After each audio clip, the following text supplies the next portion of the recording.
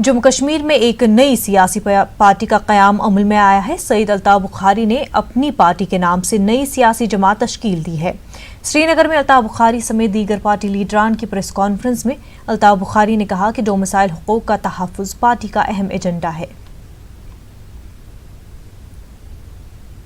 हमारा मकसद है कि ये जो मिसट्रस्ट नई दिल्ली और जम्मू कश्मीर के दरमियान है, हम इसे दूर करें। हालात ने खुद ही एक फ़ैसला किया, पहले एक मिसट्रस्ट जम्मू और कश्मीर के दरमियान भी किया जाता था। आज हम उस स्टेज प्लेटफार्म पे जहां जम्मू भी वही चाहता है जो कश्मीर चाहता है, जम्मू भी स्टेटहुड चाहता है, कश्मीर भी स्टेटहुड चाहता है। जम्मू भी right to land, domicile right to land चाहता है, जॉब्स चाहता है, एजुकेशन इंस्टीट्यूट चाहता है। तो इसी तरह ये जो हमारी दूरियां दिल्ली के साथ है, दिल्ली की मिसगिविंग्स है, जम्मू कश्मीर के लोगों के साथ हमारी मिसगिविंग्स है। हमारी कोशिश होगी कि ये दूर करें। हमारी मुश्किलात हैं, रियासत जम्मू कश्मीर के लोगों की मुश्किलात हैं। अगर उन मुश्किलात को हम नहीं उबारेंगे, कौन उबारेगा? क्या कोई बाहर से आएगा हमारे मसले हल करने के लिए? हम ही लोगों को करना है। बाकी एक आप सब लोग कहते हैं कोई पीडीपी से जी आपके साथ थे, कोई कांग्रेस में था आपके, हम सब बाशिंदे हैं जम्मू कश्मीर रियासत के।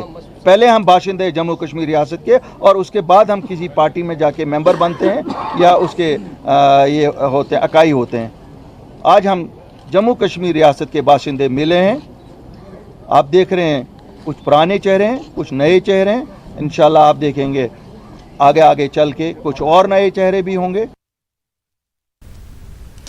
मुल्क भर में कोरोना वायरस का दायरा बढ़ता जा रहा है। केरला में 5 अफराद में कोरोना पॉजिटिव पाया गया है। आज तमिलनाडु में भी एक पॉजिटिव केस पाया गया।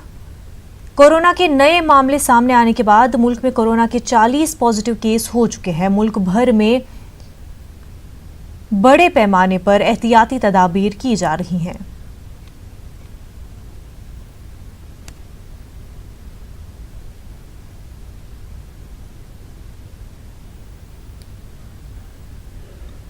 दिल्ली के वज़ीर आला अरविंद केजरीवाल ने प्रेस कॉन्फ्रेंस करके कहा कि दिल्ली में कोरोना वायरस के 3 पॉजिटिव मामले पाए गए हैं और एक शख्स मुश्तबा पाया गया है।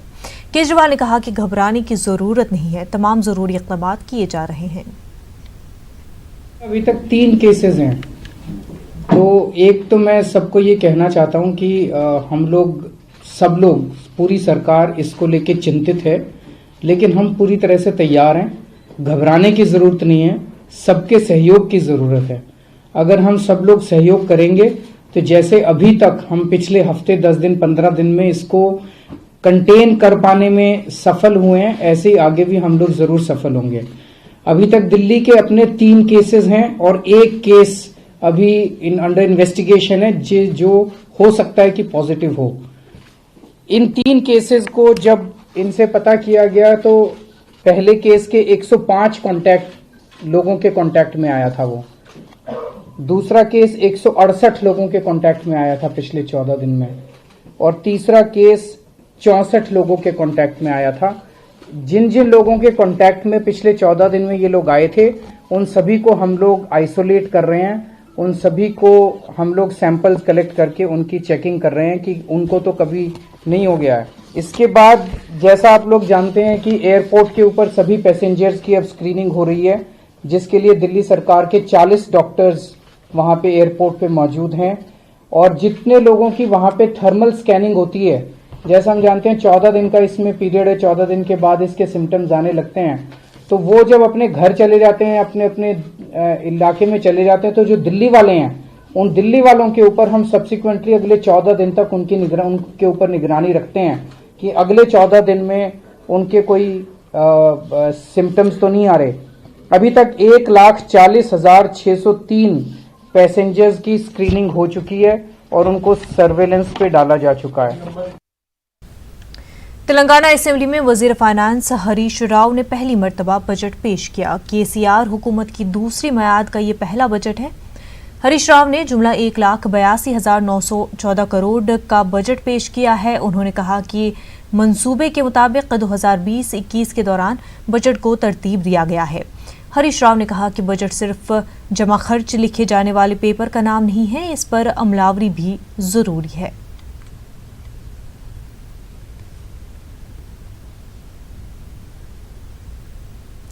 आज आलमी यौम ख़वातीन है। आलमी यौम ख़वातीन बैनुल-अक़वामी तौर पर हर साल आज के दिन मनाया जाता है। इसका मकसद ख़वातीन की अहमियत से आगाह करना और लोगों में ख़वातीन पर तशद्दुद की रोकथाम के लिए इक़दामात करने के लिए तरग़ीब देना है। आज मुल्क भर में मुख्तलिफ तक़रीबात का इनेकाद किया जा रहा है। आलमी यौम ख़वातीन सबसे पहले 28 फरवरी को 1919 में अमरीका में मनाया गया। पहली आलमी ख़वातीन कॉन्फ्रेंस 1910 में कोपनहेगन में मुनक़्क़िद की गई। 8 मार्च को आलमी सतह पर यौम ख़वातीन मनाया जाता है। चीन, रूस, नेपाल, क्यूबा और बहुत से ममालिक में इस दिन ख़वातीन वर्कर्स की छुट्टी होती है और दीगर ममालिक की तरह हिंदुस्तान में भी ये दिन बड़े जोश व खरोश से मनाया जाता है।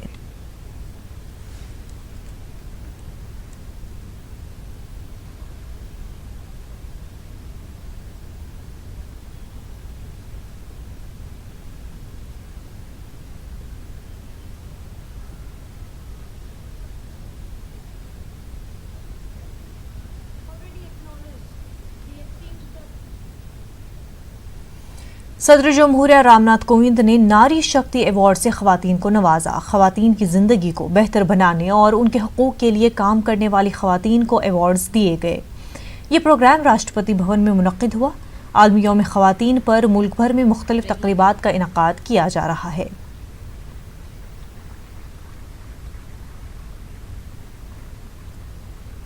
इस संगीत समारोह में शिरकत की। आपने सके वुमेन म्यूजिकल ग्रुप की स्थापना की, जो उन्होंने अपने प्रयासों से आदिवासी महिलाओं, विडोज तथा बोडोलैंड्स के विकास की दिशा में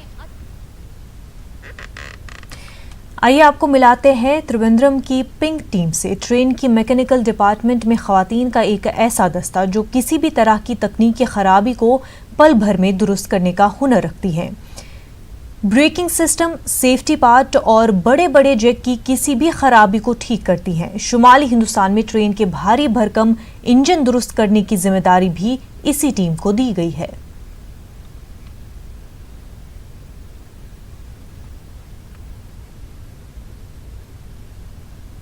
It's very good. We are very confidently maintaining this train from last 3 years. We are very happy to do this also.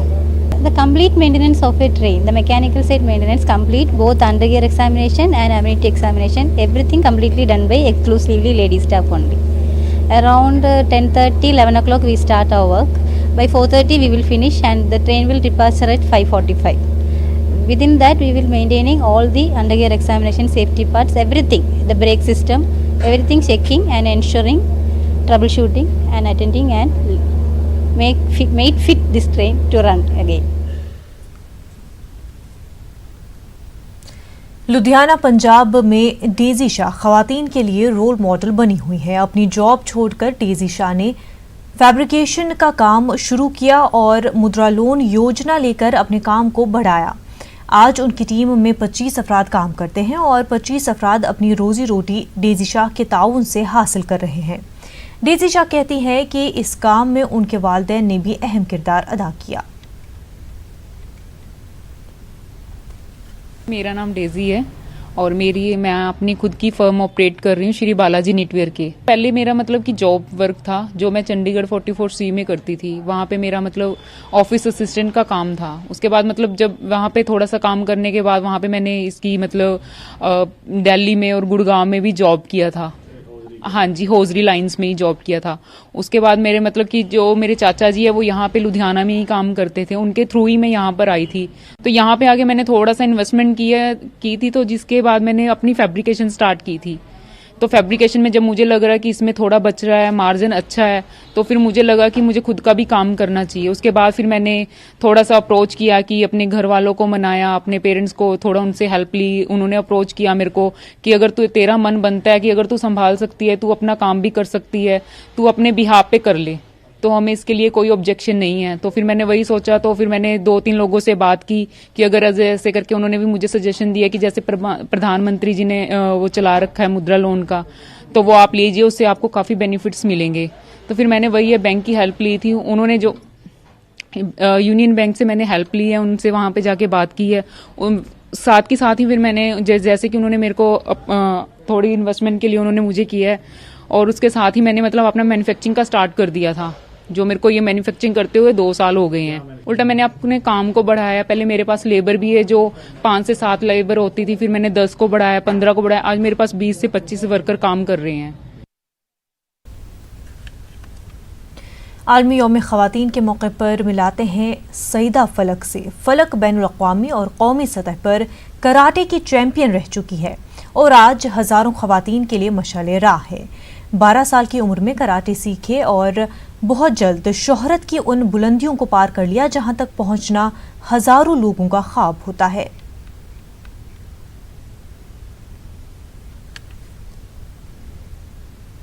From 13 years, and I started it at the age of 12 as I was plumb from the beginning, and I wanted to learn self-defense. I was fascinated by the demonstration given in my school, so I joined karate classes.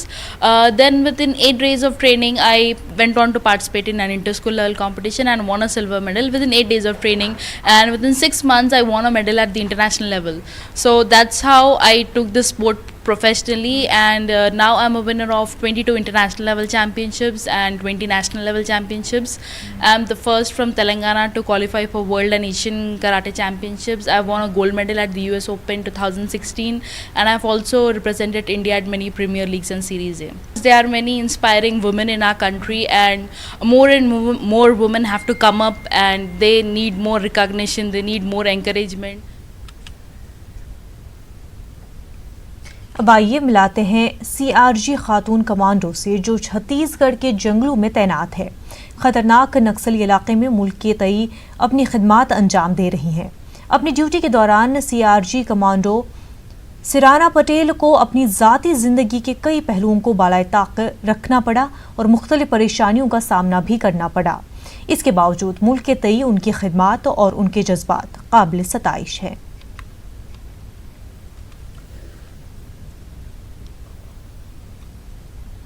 मेरा नाम सुनैना पटेल है।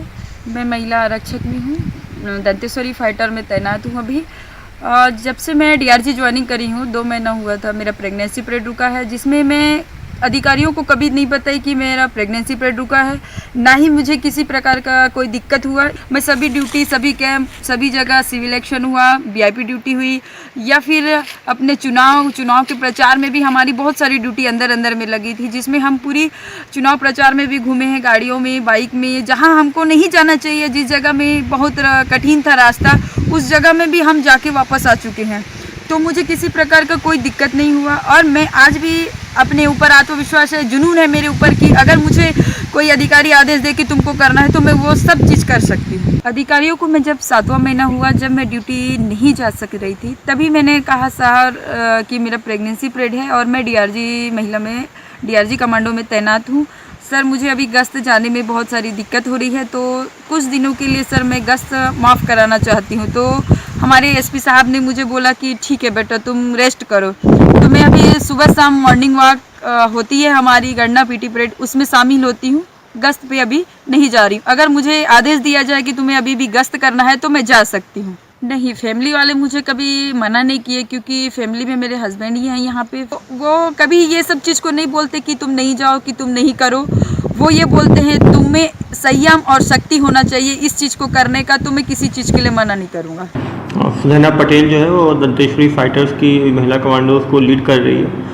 पहले भी उसका एक बार abortion भी हो चुका है इसी गश्त के कारण, और उसके बाद भी वो लगातार गश्त में जाती है और एक बार प्रेग्नेंट भी है। हमने उसको समझाइश भी दी कि अभी इस समय उसको आराम करना चाहिए, लेकिन फिर भी अपनी पुलिस में जो उसकी रिस्पॉन्सिबिलिटी है उसको निभाते हुए लगातार वो छोटे बड़े गश्त में जाती है, बाकी महिलाओं को मोटिवेट करती है। और जब से वो कमांडर है तब से लगातार जो महिला कमांडोज हैं उसकी संख्या बढ़ रही है। जो पहले 30 की संख्या थी वो अब 60 की संख्या हो गई है।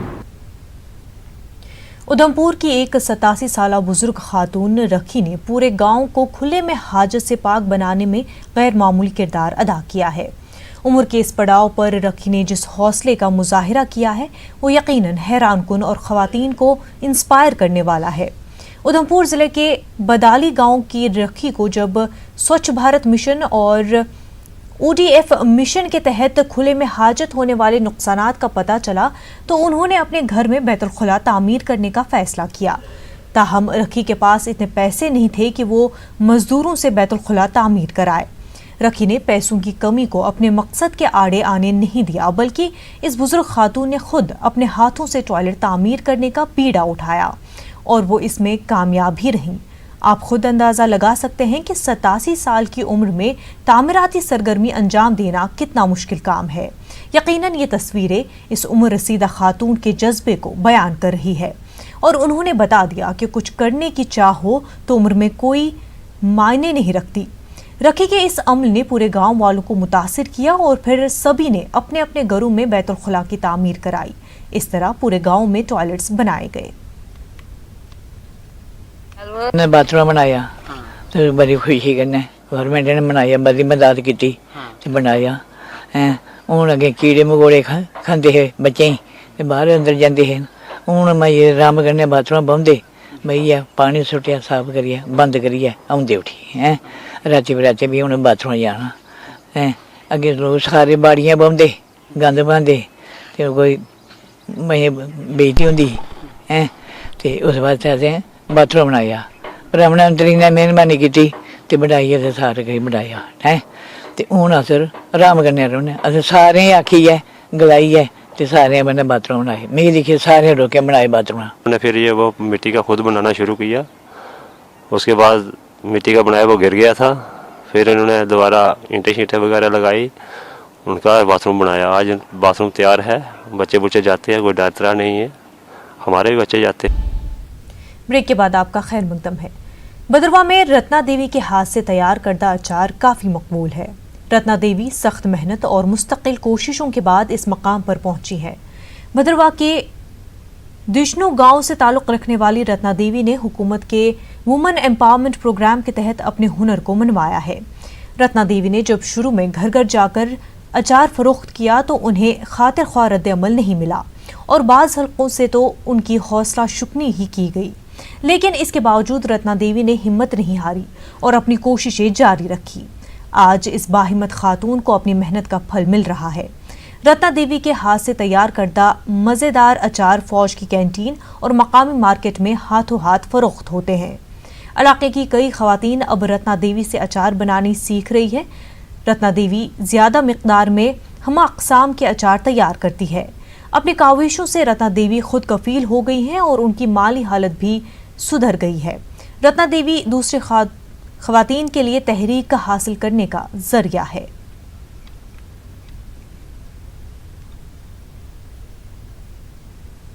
में 15-16 लड़कियां काम करती हैं, उनका भी मतलब वो अपने घर में भी जाके अचार बनाती है। वो भी बोलती है कि हमारा खर्चा भी चल रहा है और हम नई नई चीज़ें हमें सीख भी रहे हैं, तो हमें भी बहुत अच्छा काम लगा है। मेरे साथ बहुत लोग जुड़ गए हैं, पहले हमारे साथ कोई भी नहीं था, मैं बिल्कुल अकेली थी। इन्होंने हमें सिखाया, उधर से पहले ही आते थे इधर, तो फिर हम भी आए, इन्होंने हमें सिखाया, इनसे हमें प्रेरणा मिली। पैसे भी कमा रहे हैं अपना, चलो बेरोजगारी थी हमारी चल रही है, अब थोड़ी सी ऐसे थोड़ा थोड़ा आगे करके हम कर लेंगे।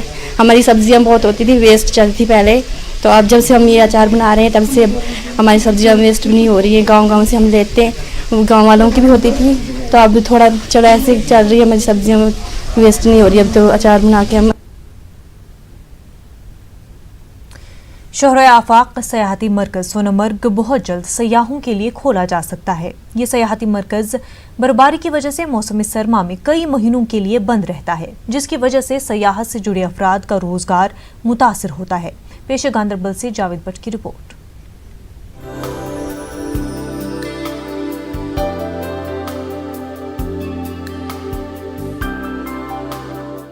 दुनिया भर से सयाह खूबसूरत सयाहती मकाम सोनमर्ग की सैर करते हैं।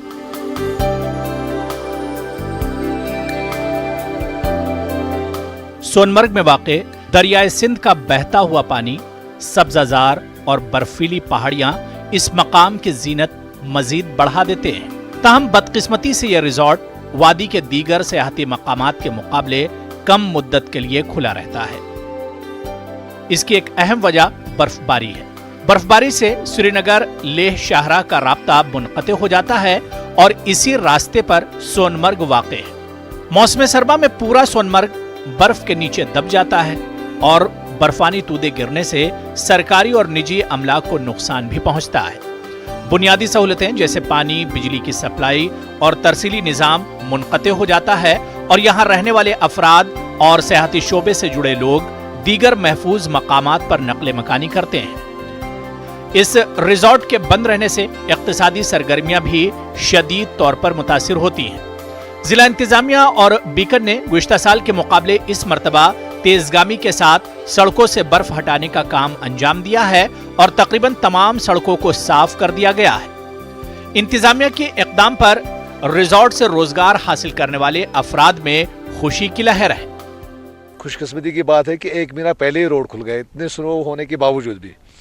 अब हमारा यही रिक्वेस्ट है कि टूरिस्ट यहाँ पे आए। एक खूबसूरत जगह है सोनमर्ग वैली, पूरा कश्मीर ही खूबसूरत है। सोनमर्ग वैली इतनी खूबसूरत है कि लोग देख के सोच रहा है कि हम जन्नत में आ गए हैं। एडमिनिस्ट्रेशन से हमारा रिक्वेस्ट है कि यहाँ पावर रिस्टोर करे, पानी रिस्टोर करे होटल वालों को, ताकि फैसिलिटीज़ मिले, टूरिस्टों को अच्छी जगह यहाँ मिले, फैसिलिटीज़ मिले रहने के लिए। यहाँ आने के लिए दावत देते हैं सब टूरिज्म को कि आए, यहाँ देखिए कश्मीर का नज़ारा। जो सोनमर्ग में होटल एरियो से घोड़े वाले हैं, स्लेज वाले हैं, जो कोट बूट वाले हैं, जो इनके इंतजार में रहते हैं कि हमें 4 पैसे मिले।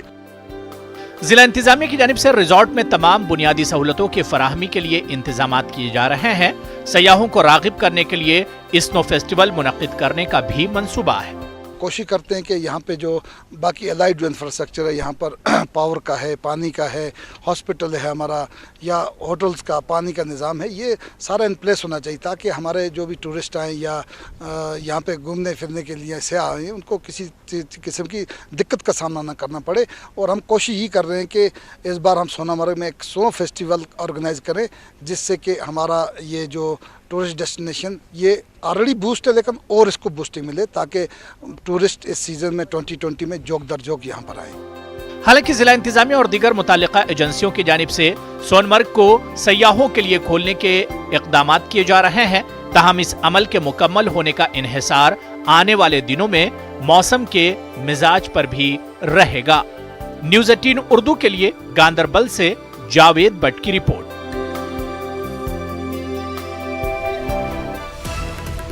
नाज़रीन, इस वक्त की अहम खबर, IS के 2 मुश्तबा दहशतगर्दों को गिरफ्तार कर लिया गया है। सिक्योरिटी एजेंसियों ने ओखला से 2 मुश्तबा दहशतगर्दों को गिरफ्तार किया है। जैब और उसकी अहलिया हिंदा बशीर बेग को गिरफ्तार कर लिया गया है। गिरफ्तार अफराद ने शहरियत कानून के खिलाफ मुसलमानों को मुत्तहिद होने पर जोर दिया था। उनके कब्जे से इश्तियाल अंगेज मवाद बरामद किया गया है। काफी अहम खबर इस वक्त की, IS के 2 मुश्तबा दहशतगर्दों को गिरफ्तार किया गया है। सिक्योरिटी एजेंसियों ने 2 मुश्तबा दहशतगर्दों को ओखला से गिरफ्तार किया है। जैब और उसकी अहलिया हिंदा बशीर बेग को गिरफ्तार कर लिया गया है। उनके कब्जे से इश्तियाल अंगेज मवाद बरामद किया गया है। आपको बता दें, गिरफ्तार अफराद ने शहरियत कानून के खिलाफ मुसलमानों को मुत्तहिद होने पर जोर दिया था।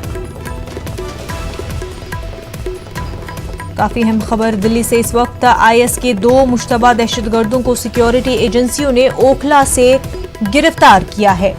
जैब और उसकी अहलिया हिंदा बशीर बेग को ओखला से सिक्योरिटी एजेंसियों ने गिरफ्तार किया है। दोनों का ताल्लुक IS से बताया जा रहा है।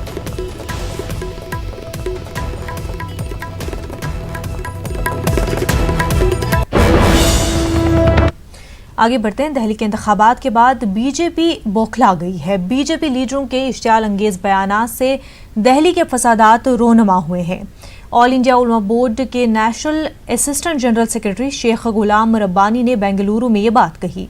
गुलाम रब्बानी ने कहा कि मौजूदा हालात के पेश नज़र मुल्क की मईशत पर सबसे ज़्यादा तवज्जो देने की ज़रूरत है, लेकिन मोदी हुकूमत CAA की आड़ में अपनी जिम्मेदारी से दूर भाग रही है।